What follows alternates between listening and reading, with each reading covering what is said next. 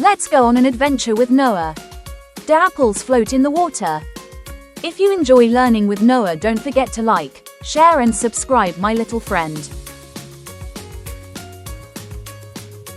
Hi my little friends, back again with Noah. Today, we have a super fun question. Do apples float in water? What do you think? Do they sink or do they float? Let's find out together in this juicy, splashy, science-filled adventure. Let's experiment. Okay friends, imagine you have a bowl of water and a shiny red apple. What happens when we drop it in?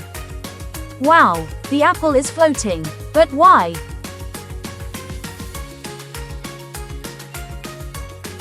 Apples can float in water, and it's because of something really cool inside them.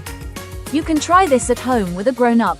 Just get a bowl of water and see if your apple floats too. The secret inside an apple. Apples are not solid all the way through. Inside each apple, there are tiny little air pockets, like tiny bubbles. These bubbles make the apple lighter than water. That's why it floats. The air helps the apple stay on top, just like a boat. Take a deep breath. Now blow bubbles in the air. That's the air that helps apples float.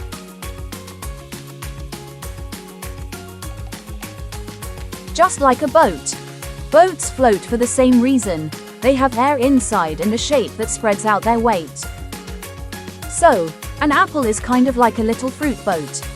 If you put lots of apples in a tub, they'll all float together like a fleet of fruity boats. How fun is that?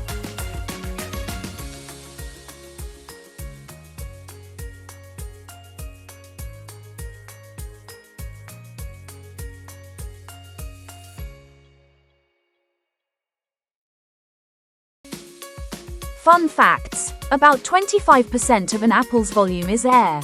That's a lot of tiny bubbles. Not just apples. Other fruits like watermelons and oranges can float too. There are more than 7,500 types of apples in the world. Apples don't sink even when they're big and heavy. That's science at work.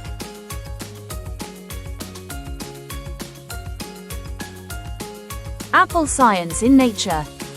Floating apples also help nature. Sometimes apples fall from trees into rivers or lakes, and they float away to new places. This helps apple seeds travel and grow into new trees far away. Isn't nature smart? Imagine you're a little apple seed floating down a river. Where will you grow next?